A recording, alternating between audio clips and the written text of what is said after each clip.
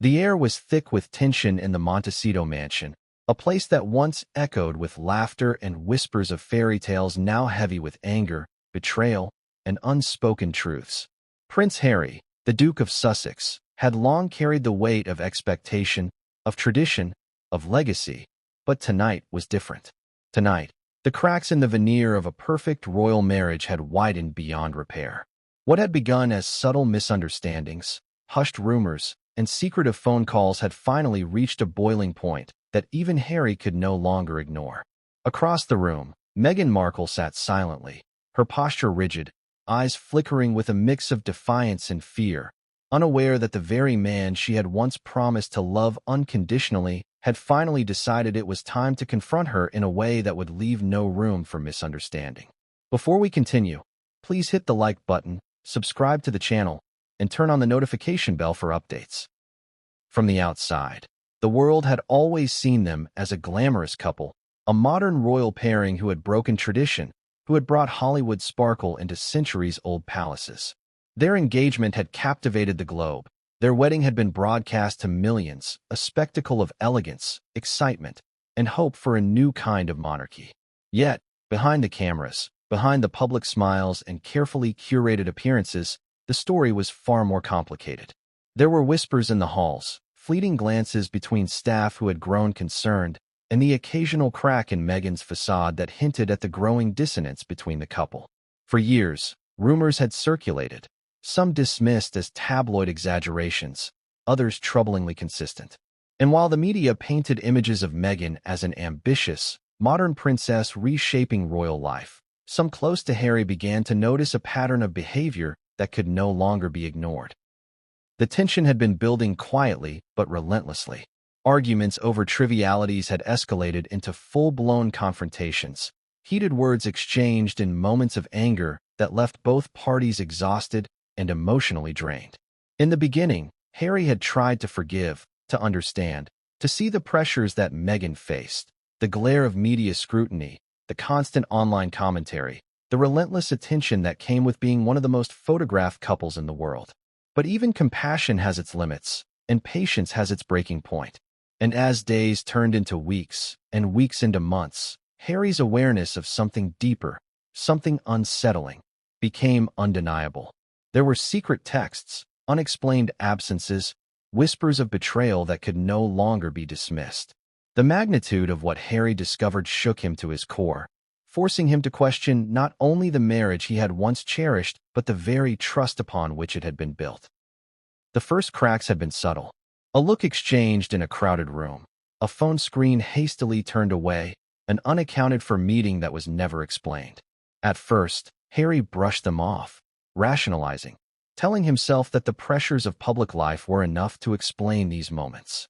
But over time, the anomalies grew too numerous, too precise, and too impossible to ignore.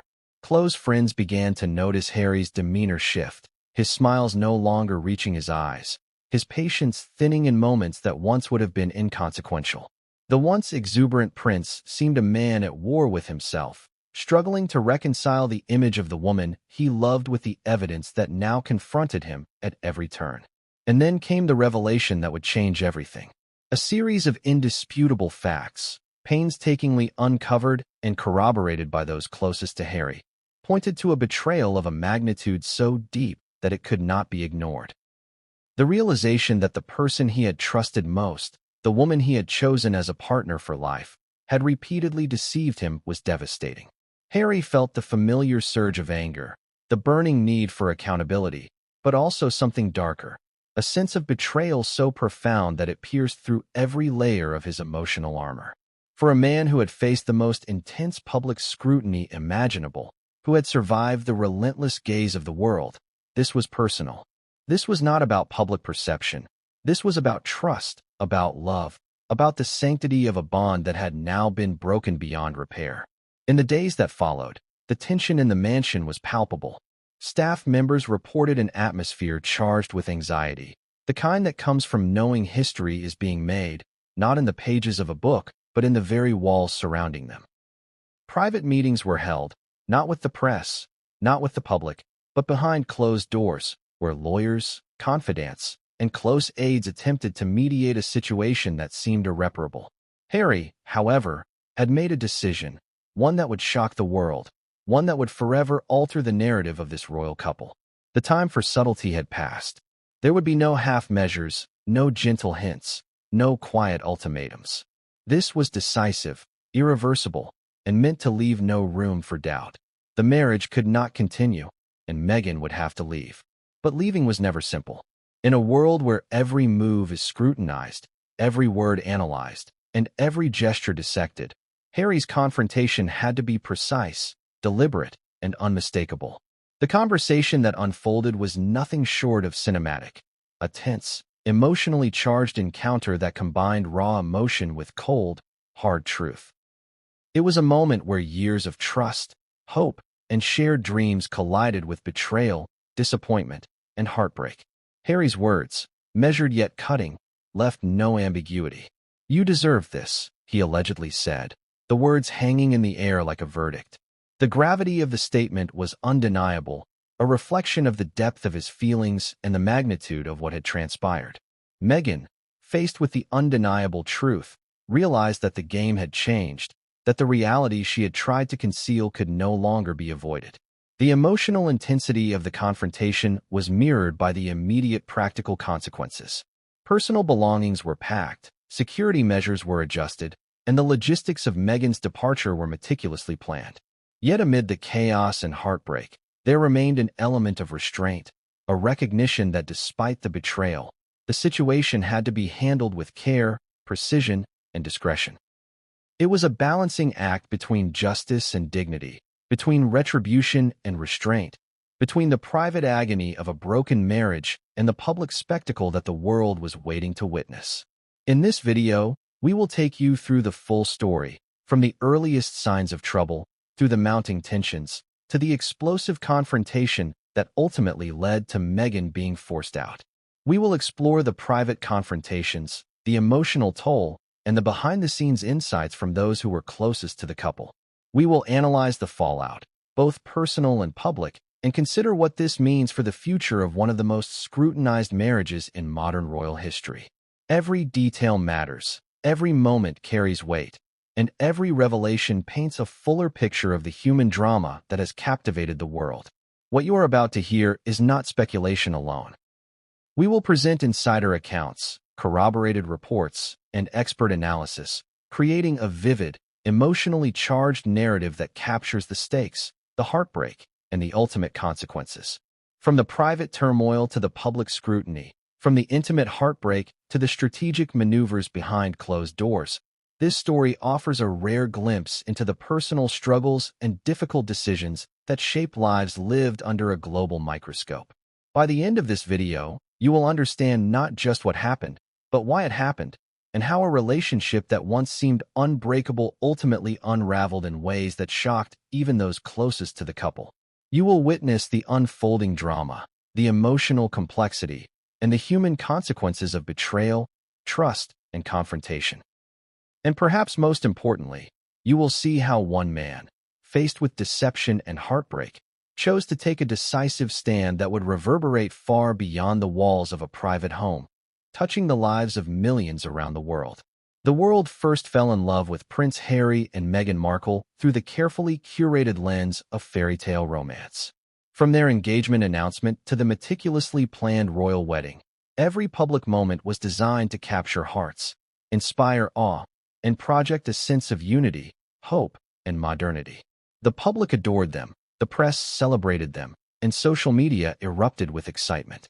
But behind the glimmering photographs, behind the staged smiles and public appearances, a very different story was quietly taking shape. The image of perfection, carefully crafted and endlessly polished, masked the growing fractures in the relationship. A tension that few outside their inner circle could perceive, but that would ultimately become impossible to ignore. From the beginning, Harry had envisioned a life that balanced tradition with the need for personal authenticity. The royal family had its rules, its expectations, and its unspoken codes of conduct. Yet Harry sought to forge a path that reflected his own values and desires. Meghan, a successful actress and public figure in her own right, seemed to offer a complementary partner, someone who understood the pressures of public life, who could navigate intense scrutiny, and who could stand beside him as an equal. The media's portrayal of them as a power couple felt like a natural fit, and for a time, it seemed the vision was working. Public appearances were met with adoration, charity initiatives highlighted their compassion, and interviews painted a picture of a couple committed to making a difference. Yet the very nature of public life created pressures that few could truly comprehend. Every action, every word, and every gesture was scrutinized, analyzed, and judged. Small disagreements, private frustrations, and personal boundaries became fodder for headlines and social media speculation. Harry, accustomed to the intense glare of the public eye from his earliest years, understood this dynamic and often tried to shield Meghan from the worst of it. But protection can only go so far when the pressures of public expectation collide with personal realities. The more they were celebrated as modern, progressive, and unshakably united, the greater the burden on their private lives to maintain a flawless public image. It was in these pressures that the first signs of strain began to appear. Close friends and confidants would later recount moments of tension, seemingly small incidents that hinted at larger underlying issues. A terse exchange during a royal engagement, an unexplained absence from a charity event, a fleeting look of irritation. These moments, innocuous to the casual observer, were symptoms of deeper dissatisfaction and unspoken conflicts. Harry, deeply attuned to these subtleties, began to recognize patterns that worried him. They were not mere disagreements, but indicators of misaligned priorities, unmet expectations, and a growing divide in communication. Despite these early signs, the couple maintained the outward illusion of unity. Photographs of them walking hand in hand, smiles directed at the cameras, and carefully rehearsed waves to the public painted a picture of harmony. Yet behind closed doors, the reality was more complicated. Meghan's career ambitions, her desire for independence, and her approach to navigating public life occasionally clashed with Harry's understanding of royal protocol, creating tension. Conversations that should have been straightforward became fraught with misunderstandings, defensiveness, and subtle accusations. Harry's attempts at compromise were met with resistance at times, leaving him feeling frustrated, unheard, and increasingly isolated. Adding to the pressure was the unrelenting media narrative that framed Meghan in a particular light. Headlines frequently oscillated between praise and criticism, celebrating her as a modernizing force one day and portraying her as ambitious or manipulative the next. Harry, fiercely protective, often sought to shield her from these narratives, but Meghan herself was acutely aware of the spotlight and the way it shaped public perception. This awareness sometimes manifested as defensiveness or impatience when Harry challenged her decisions, creating further tension in an already delicate environment. The strain was not limited to private interactions. Public appearances, interviews, and royal engagements demanded constant coordination, leaving little room for personal grievances to be aired or resolved. The necessity of maintaining a flawless public image created an emotional pressure cooker where frustration, disappointment, and unspoken resentment accumulated over time. The very act of living under constant scrutiny intensified the couple's conflicts, turning what might have been minor disagreements in a private context into moments of high-stakes drama with real consequences. What made the situation particularly complex was the interplay between personal betrayal and public perception. Harry, acutely aware of the scrutiny they faced, understood that any misstep could have ramifications not just for the marriage but for his reputation, his family, and the institutions he represented. This knowledge created an added layer of tension, as Harry balanced his desire to address issues privately with the need to protect his public image.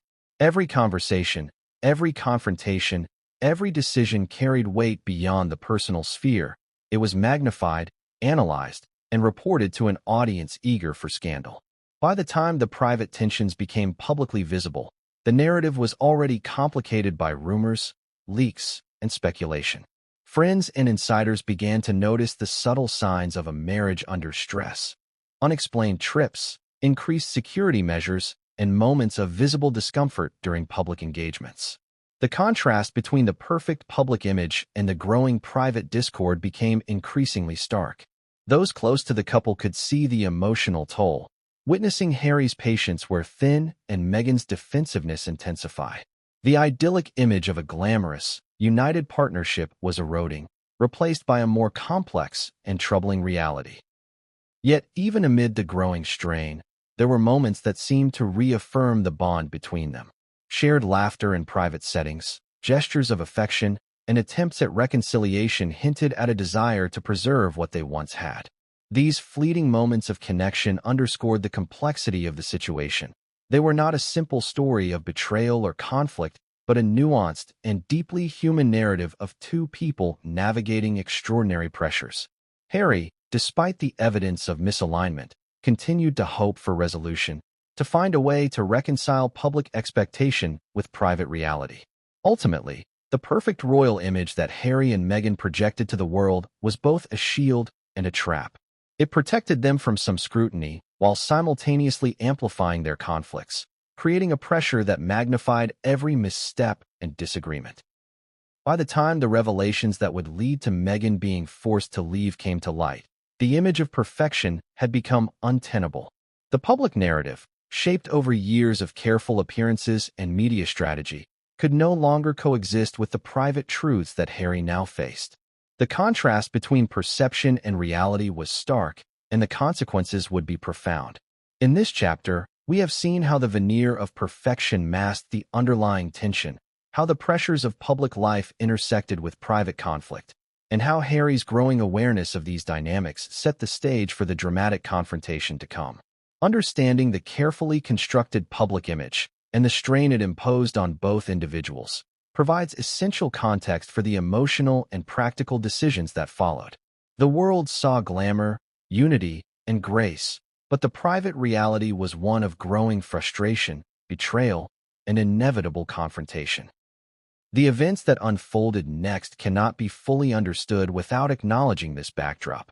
A marriage under extraordinary pressure, a couple navigating conflicting expectations, and a public image that both protected and imprisoned them.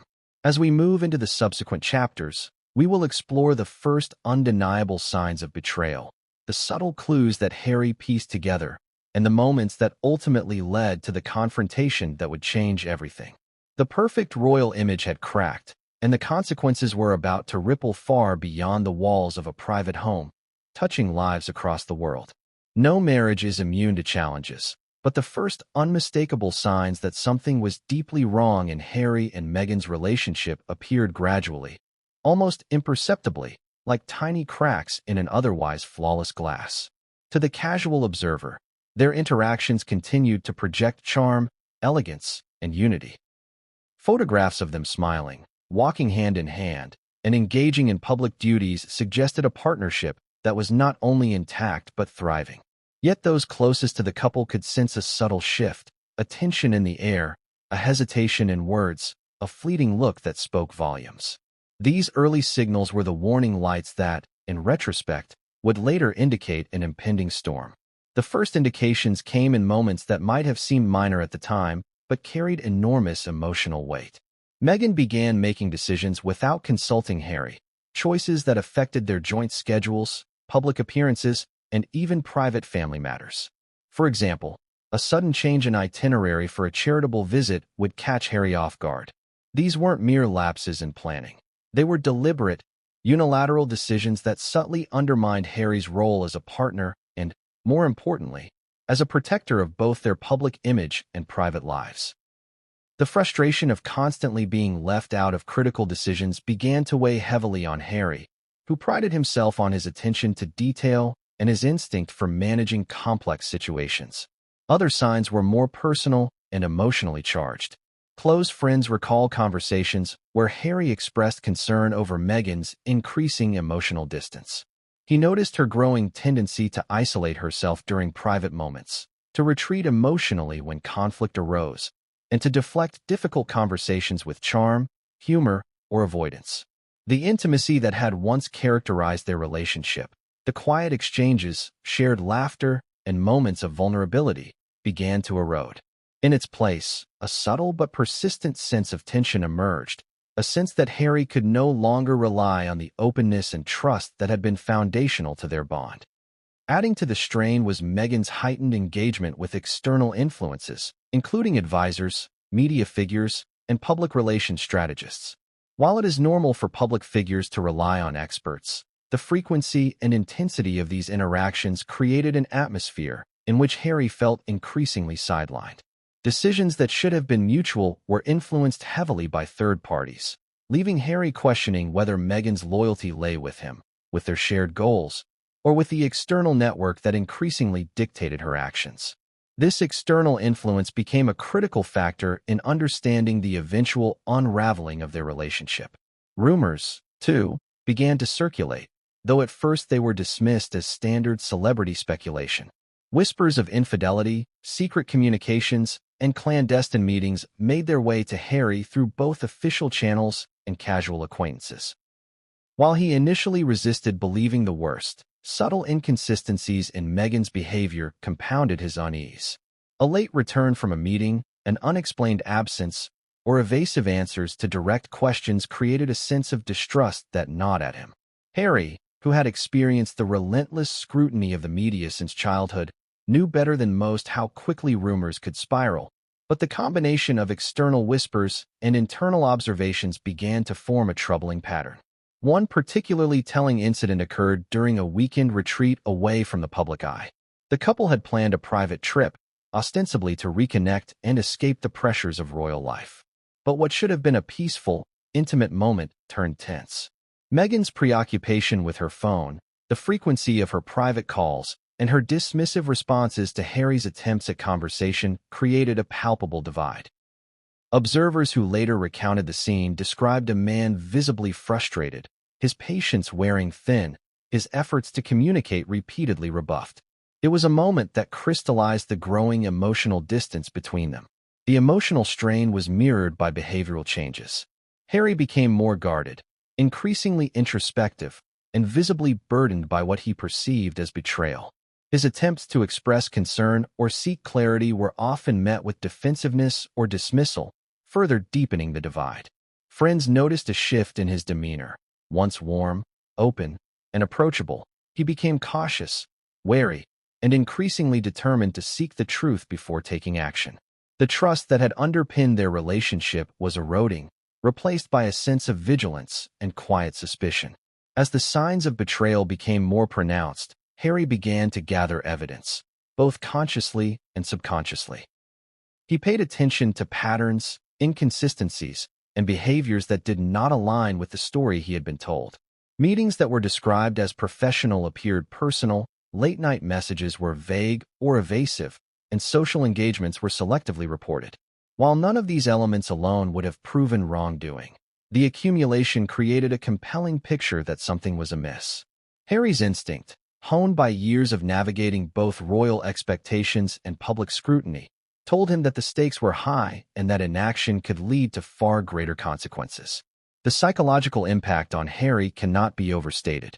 The dual pressures of managing public perception while confronting private betrayal created an emotional tension that was almost unbearable. He felt torn between loyalty to his wife, responsibility to his family, and the need to protect his own emotional well-being. The conflict was constant, internal, and draining. The moments of joy and connection were overshadowed by the nagging awareness that trust had been compromised, and that without intervention, the foundation of their relationship could crumble entirely. This period also revealed Meghan's evolving priorities, which increasingly conflicted with Harry's expectations. While Harry sought transparency, communication, and shared decision-making, Meghan demonstrated a growing preference for autonomy and secrecy. Her actions suggested a willingness to prioritize personal or external interests over mutual commitment, signaling a fundamental misalignment that would only become more pronounced over time. Harry, deeply attuned to these shifts, realized that ignoring them was no longer an option. The tension between public duty, private desire, and personal integrity reached a tipping point. Ultimately, the first signs of betrayal were both subtle and profound, manifesting in actions, behaviors, and decisions that challenged the very foundation of the marriage. They were warning signals, moments that demanded attention, reflection, and action. Harry, confronted with the weight of these signs, began to understand that the idyllic partnership he had envisioned was unraveling in ways that were both emotional and practical. The trust that had once defined their connection was fractured, and the path forward would require clarity, courage, and decisive intervention. As this chapter closes, we see a man grappling with the painful recognition that the person he trusted most may have been deceiving him. The first signs of betrayal were no longer minor cracks. They were fractures that threatened to grow into a chasm.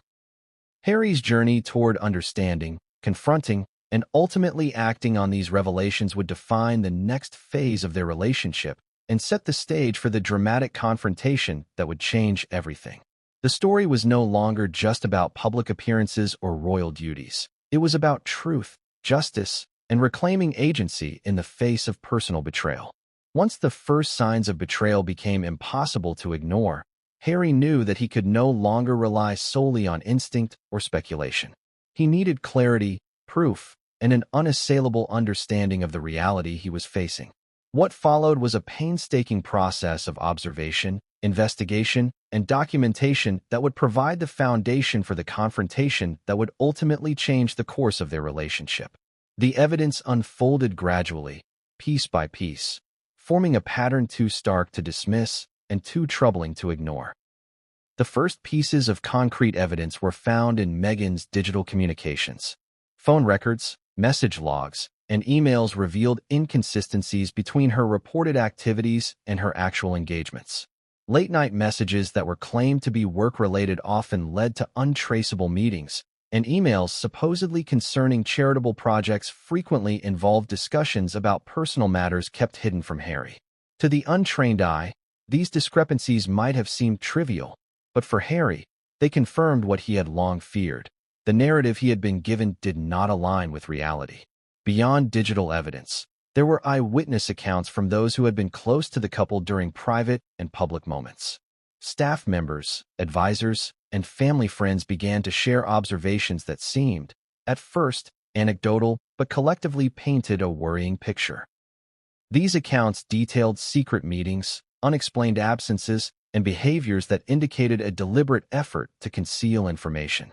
One particularly telling observation involved a private lunch with a high-profile media figure. The meeting was presented as purely professional, but eyewitnesses later confirmed that personal matters dominated the conversation, and the secrecy surrounding it suggested it was meant to be hidden from Harry. Financial irregularities soon followed as another critical element of the unfolding evidence. While both Harry and Meghan managed significant public and private funds, closer scrutiny revealed expenditures that lacked clear justification. Large payments were directed toward individuals or entities whose roles were ambiguous, and some transactions appeared to fund projects that had little to do with the public responsibilities of the couple. These financial anomalies were not merely administrative oversights. They suggested a pattern of decision-making that excluded Harry and prioritized interests that did not align with their joint obligations. Experts later noted that such financial behaviors are often indicative of deeper relational and ethical breaches, particularly in high-profile partnerships where accountability is essential. Perhaps the most emotionally devastating evidence, however, came from Meghan's shifting emotional patterns and private confessions captured inadvertently through trusted aides and observers. These revelations showed a duality. A public persona of devotion and charm juxtaposed against private admissions of dissatisfaction and personal ambitions that conflicted with the marriage. Notes, private messages, and diary entries discovered in secure locations revealed that Meghan had been reflecting on her desires, her frustrations, and her dissatisfaction with aspects of her life that she shared selectively. Harry, reading these accounts, felt a profound sense of betrayal. Not because Meghan was ambitious or sought personal growth, but because these desires were hidden from him and prioritized over their shared life. The accumulation of evidence also included photographic documentation and time-stamped social interactions. For a couple constantly in the public eye, timing, location, and context matter enormously.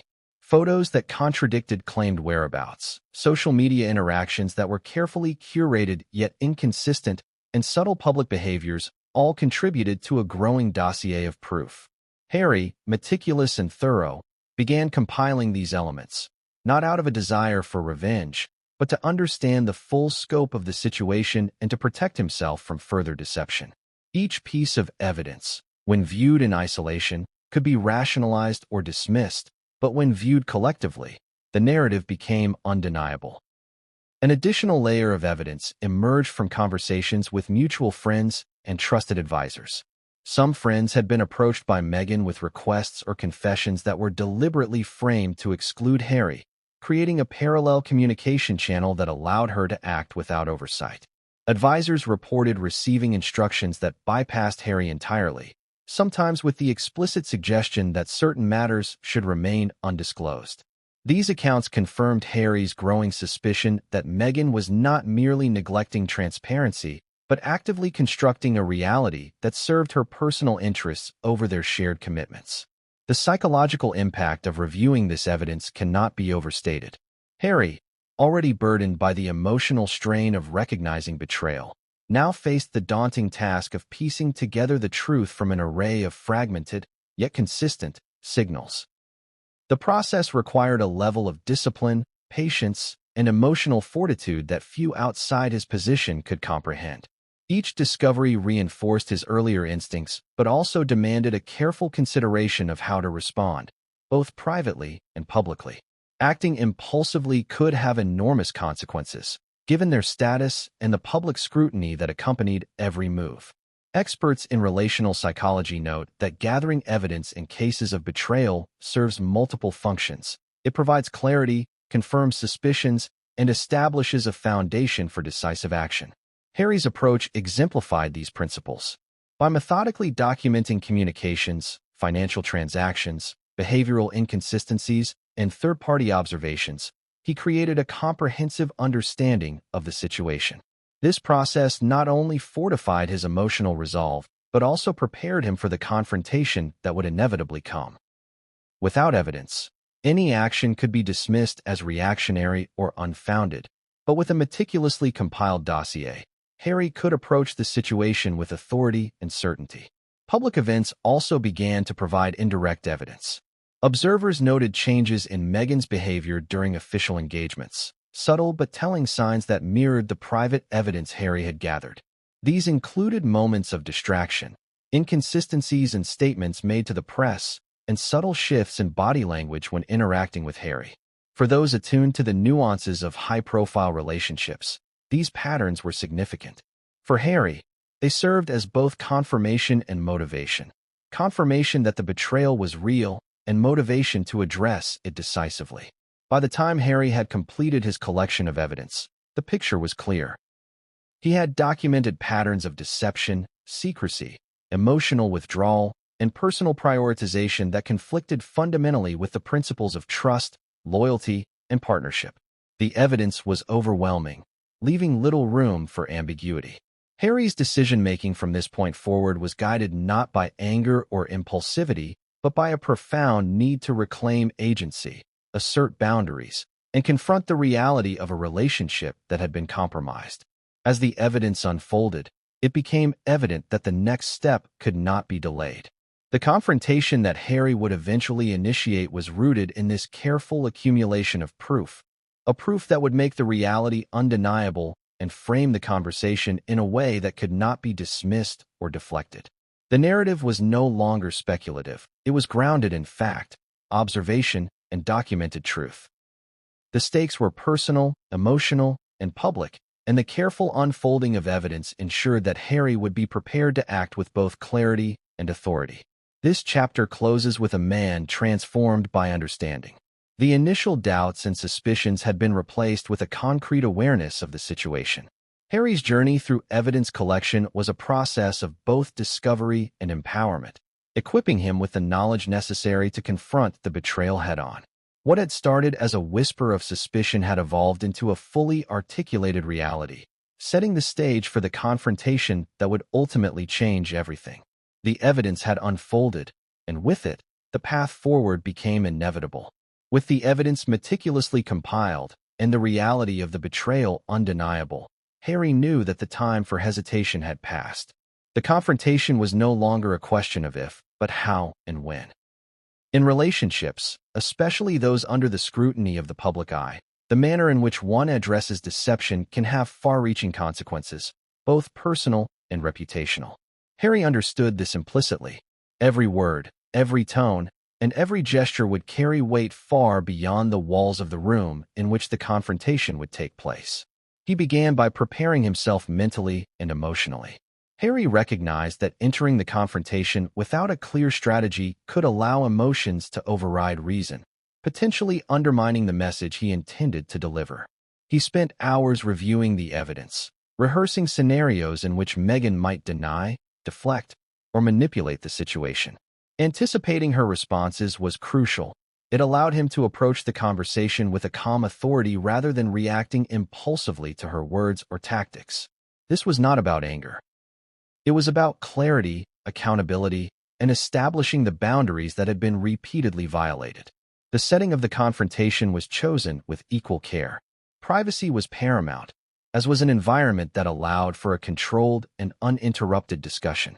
Harry understood that the presence of others or a public setting could introduce distractions or pressures that might dilute the impact of the conversation. The room was quiet, devoid of interruptions, allowing both parties to focus entirely on the dialogue. Every detail, from the seating arrangement to the timing, was considered to ensure that the discussion could unfold without external influence. As Meghan entered the room, Harry's demeanor was composed yet resolute. There was no overt hostility, no raised voice, no theatrics, just a calm intensity that immediately signaled the seriousness of the situation. He began with directness, stating that he had gathered information and observed patterns that could no longer be ignored. His words were measured, precise, and deliberate, leaving little room for ambiguity. "We need to talk about everything," he began, his tone steady but unyielding. "I have learned things that I cannot unsee, and I need honesty from you, now more than ever." Meghan's initial reaction was a mixture of surprise and defensiveness. She attempted to minimize certain issues, attributing discrepancies to misunderstandings or perceived misinterpretations. Yet, Harry was prepared.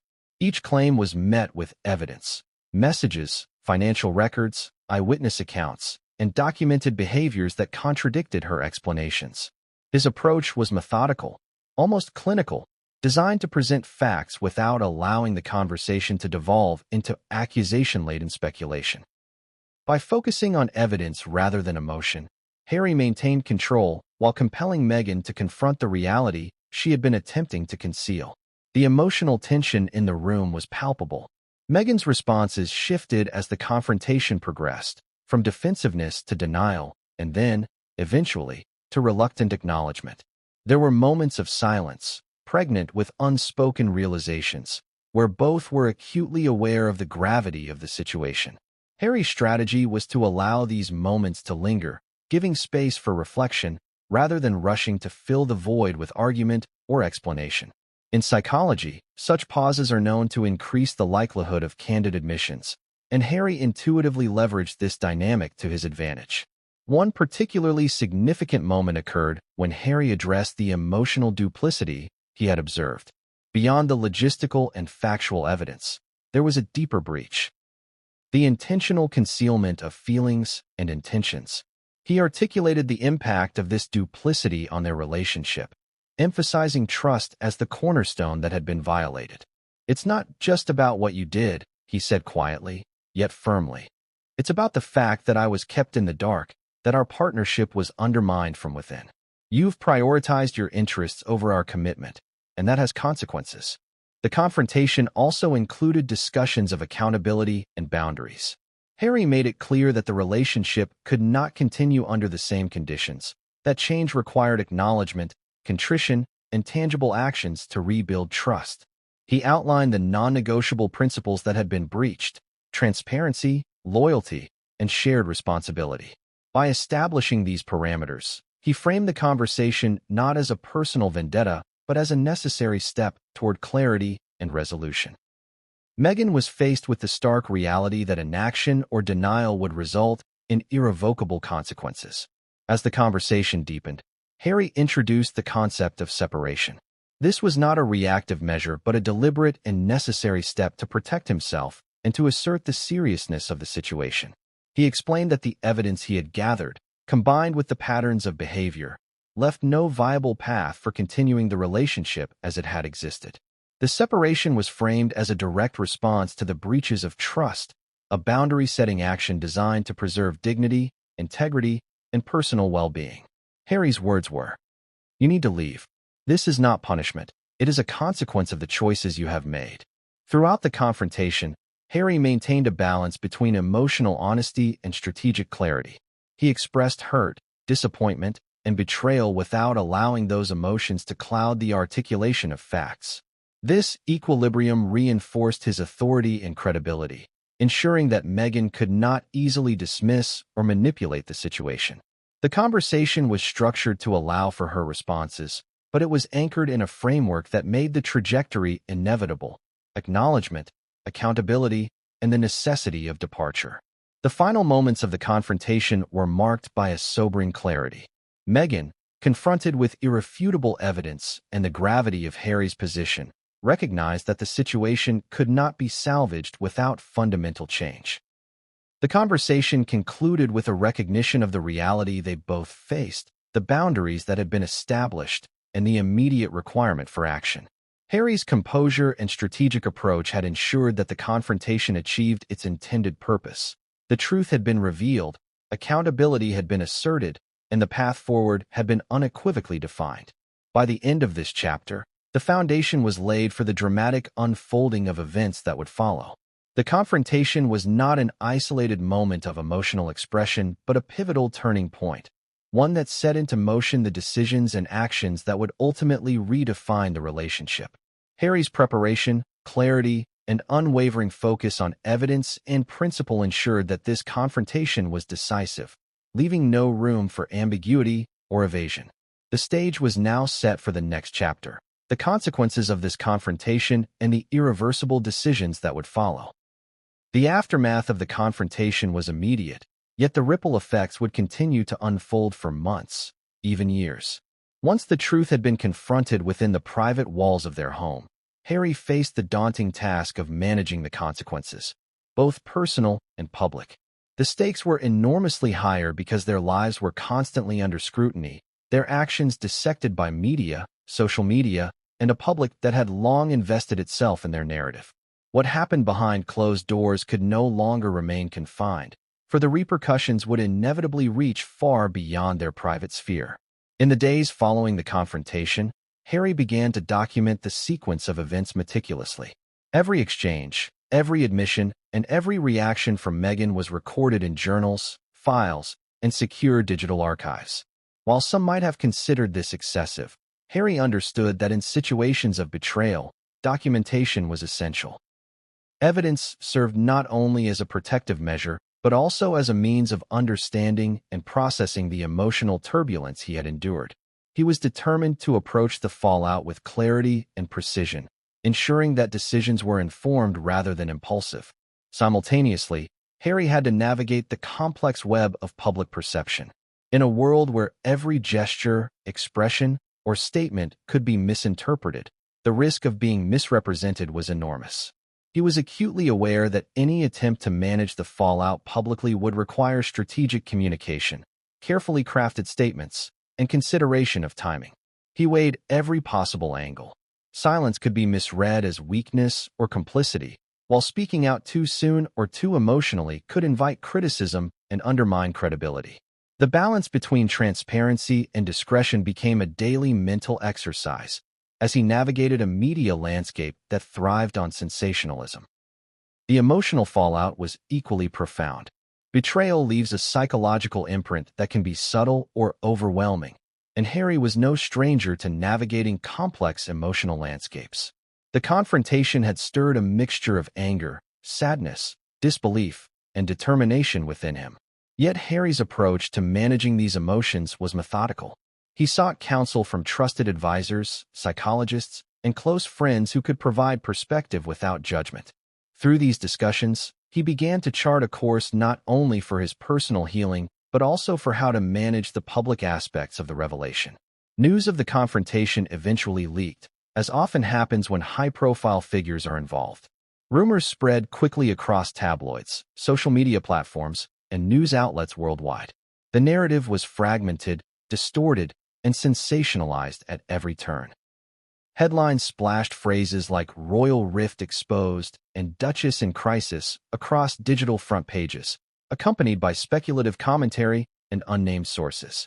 For Harry, this was both expected and unavoidable, yet it reinforced the need for a proactive approach to the narrative.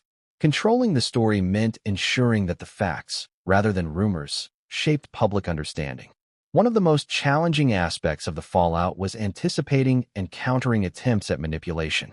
Public figures like Meghan, who were skilled in media strategy, could potentially present a narrative that contradicted Harry's reality. This required Harry to carefully curate the timing, content, and delivery of any statements.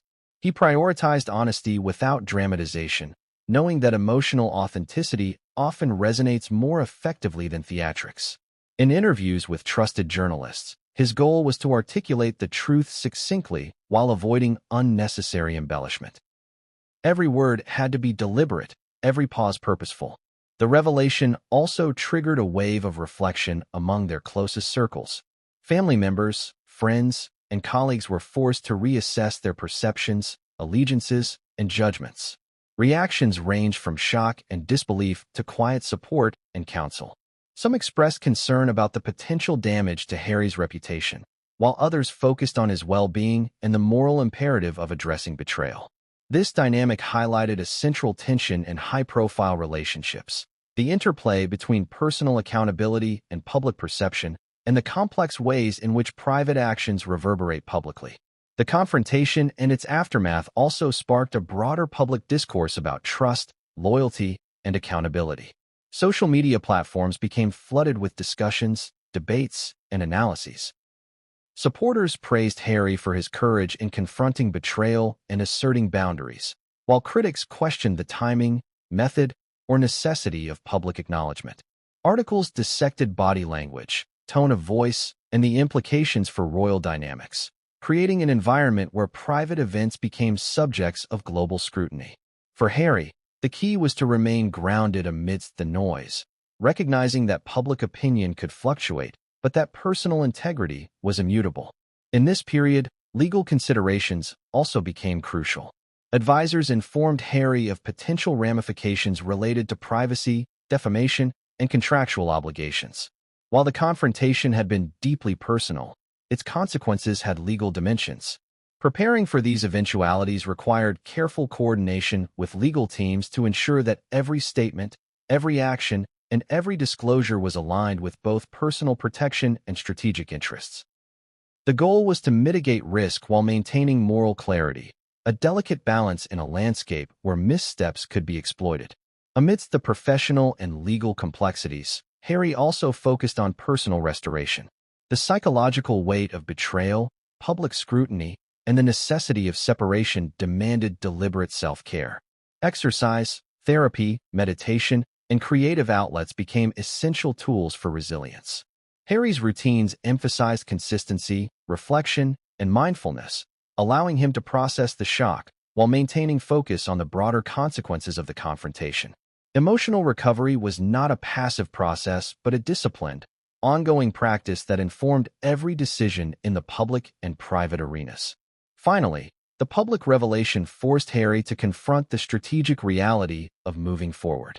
He recognized that the confrontation was a turning point. Not only a resolution of immediate conflict, but also a catalyst for systemic change in his personal and public life. Decisions regarding living arrangements, security, communication strategies, and long-term personal goals had to be reconsidered in light of the breach of trust. Each decision carried symbolic and practical weight, signaling to the world and to Meghan that the course had irrevocably shifted. The fallout chapter concluded with a decisive understanding. The confrontation had achieved its core objective. The truth had been unveiled, accountability asserted, and the parameters for moving forward established. Harry's combination of emotional honesty, strategic foresight, and unwavering adherence to principle ensured that the confrontation's consequences were managed with clarity, dignity, and effectiveness. The stage was now set for the next dramatic evolution. The public and private measures taken to solidify separation and redefine the boundaries of their relationship in a world watching every move. The decision to ask Meghan to leave was not made lightly. It was the culmination of a long, painstaking journey through suspicion, confrontation, and ultimate acknowledgement of betrayal. For Harry, this was not simply about anger or retribution. It was about preserving his sense of self, his family, and the integrity of the life he had built. Preparing for Meghan's departure required meticulous planning, emotional fortitude, and careful coordination with trusted advisors who understood the gravity and delicacy of the situation. The first step was establishing a clear, non-negotiable framework for the separation. Harry knew that ambiguity could allow manipulation or further conflict, so he outlined specific parameters regarding timing, logistics, and expectations. Advisors helped him consider every possible scenario: how to handle objections, media attention, personal property disputes, and any attempts to delay or resist the process. Each decision was documented and backed by legal counsel to ensure enforceability, clarity, and protection from any potential retaliatory actions. Emotionally, the preparation was far more complex. Harry had to reconcile the idealized vision of his marriage with the harsh reality that trust had been irrevocably broken. He spent hours in reflection, revisiting pivotal moments, analyzing conversations, and acknowledging patterns that had signaled deeper issues. Therapy sessions and discussions with close confidants were critical in this phase, allowing Harry to process feelings of hurt, disappointment, and betrayal while maintaining a rational focus on practical next steps. He understood that acting from impulse could exacerbate the situation, potentially leaving him vulnerable to further emotional manipulation. Security considerations became paramount. Given their high-profile status, any movement regarding Meghan's departure had to be carefully coordinated to avoid potential disruptions, leaks, or public spectacle. Harry consulted with personal security teams, legal advisors, and household staff to devise a strategy that ensured both safety and discretion. Every detail, from timing and routes to potential media exposure, was scrutinized. The objective was clear: execute the departure with efficiency, dignity, and minimal public disruption, while preventing any opportunity for interference or escalation. Simultaneously, Harry prepared emotionally for the immediate aftermath. Separation, even in cases of betrayal, carries intense psychological repercussions. He had to anticipate the emotional responses from Meghan, potential confrontations, and the effect on their mutual acquaintances. Contingency plans were established for every eventuality: emotional outbursts, denial, pleading, or attempts to guilt him into reconsideration. Harry's advisors emphasized the importance of remaining calm, consistent, and unwavering in both words and actions, reinforcing the message that the decision was final, fair, and unavoidable. Financial considerations also played a role in the preparation. Harry needed to ensure that any arrangements surrounding assets, properties, and ongoing commitments were legally sound and defensible. Advisors reviewed contracts, accounts, and agreements, identifying areas of potential conflict and establishing mechanisms to prevent disputes. By addressing these matters in advance, Harry minimized the risk of drawn-out negotiations or attempts to leverage financial matters as emotional tools. Communication strategy was another critical dimension. Harry had to anticipate the way their separation would be perceived by the media, family, and public. Advisors crafted messages that were factual, concise, and controlled, designed to mitigate speculation while emphasizing the seriousness and inevitability of the decision. Social media monitoring, press briefings, and internal communications were all synchronized to ensure that the narrative remained focused on the facts rather than rumors, preserving both personal dignity and public credibility. Harry also focused on the psychological positioning required for the actual moment of departure. He practiced calm, measured responses to potential scenarios, ensuring that he could maintain control over interactions without escalating conflict. Every encounter, whether verbal or nonverbal, was carefully considered, from tone of voice to body language. The goal was to convey decisiveness and authority while avoiding unnecessary confrontation or humiliation. Harry understood that the way he conducted this process would not only impact immediate outcomes, but also set the tone for ongoing boundaries and interactions. Behind the scenes, Harry arranged for logistical support to facilitate a smooth transition. This included organizing secure transportation, managing the relocation of personal belongings, and coordinating temporary accommodations. Every detail, from packing schedules to security checkpoints, was meticulously planned to prevent confusion or delay. Trusted staff members were briefed extensively, emphasizing discretion and professionalism, ensuring that the process was executed with precision and respect for the privacy of all involved. Preparing for Meghan's departure also involved preemptive damage control. Harry anticipated the emotional and reputational fallout that could occur once the separation became public knowledge. Contingency plans were developed to address media speculation, social media discourse, and the potential for misinformation to spread. Advisors mapped out scenarios, from immediate public reaction to long-term narratives, and crafted strategies to counter misinformation, emphasizing transparency, honesty, and measured communication. Additionally, Harry considered the human aspect of departure, empathy, fairness, and acknowledgement of the shared history. While betrayal had necessitated action, he recognized that emotional intelligence was essential to avoid unnecessary cruelty. This awareness shaped his approach, ensuring that the process, while firm and uncompromising, did not descend into vindictiveness. Statements, both public and private, were designed to acknowledge the complexities of their shared past while reinforcing the necessity of separation. Finally, the culmination of all these preparations was Harry's mental readiness.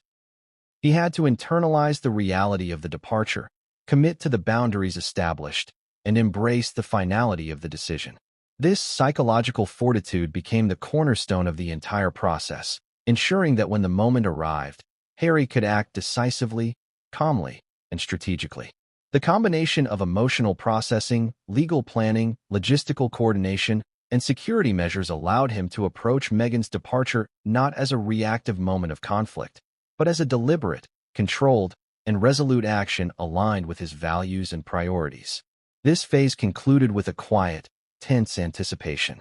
Every element was in place: logistics, legal safeguards, emotional readiness, security, and communication strategy. The stage was set for Meghan Markle's departure, an event that would irrevocably redefine their lives, shift public perception, and mark a decisive turning point in the narrative of their relationship.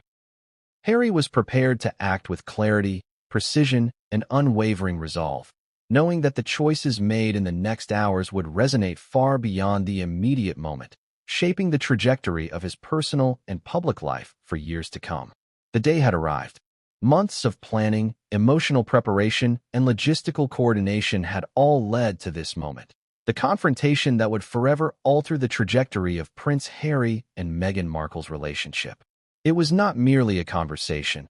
It was a meticulously orchestrated, high-stakes encounter where truth, betrayal, and consequence would collide. The tension was palpable, lingering in the air like a storm about to break. Harry had rehearsed this moment countless times in his mind, considering every possible reaction from Meghan. Would she respond with denial, rage, tears, or manipulation? Every potential scenario had been anticipated, every countermeasure planned. He knew the conversation had to be firm, decisive, and grounded in facts, yet balanced with enough empathy to avoid unnecessary escalation. His goal was not to humiliate, but to assert boundaries, clarify consequences, and execute the unavoidable decision with clarity and control. Meghan arrived at the prearranged location, a neutral, secure setting designed to minimize distractions and maintain privacy. As she entered, the tension in the room became almost tangible. Harry, standing with composed determination, looked at her with a mixture of resolve and sadness. For a moment, time seemed to stretch, the weight of unspoken truths filling the space. He began with measured words, carefully chosen to set the tone. "We need to talk," Harry said, his voice calm but resolute. "What has happened between us cannot continue. You know why we're here." Meghan's expression shifted, confusion, defensiveness, and fleeting recognition of inevitability all passed across her face. She opened her mouth to respond, but Harry raised a hand, signaling for silence. The power dynamic was immediately clear. This was no negotiation, no casual discussion. This was the moment where accountability was demanded and boundaries enforced. Harry outlined, in precise detail, the actions and behaviors that had led to this confrontation. He spoke of the trust that had been broken, the repeated betrayals, and the lies that had eroded the foundation of their marriage. Each point was delivered with evidence, not conjecture, leaving no room for denial or deflection. The clarity of his statements left Meghan momentarily speechless. "You've crossed lines that cannot be ignored," Harry continued, his tone steady. "This is not about anger alone. It's about respect, integrity, and the life we've both committed to. You've made your choices, and now there are consequences." The words hit with an intensity that few could withstand. Meghan's attempts to interrupt were met with Harry's unwavering presence. Every plea, every excuse, every defensive argument was anticipated and countered with calm logic. The conversation was a delicate balance between confrontation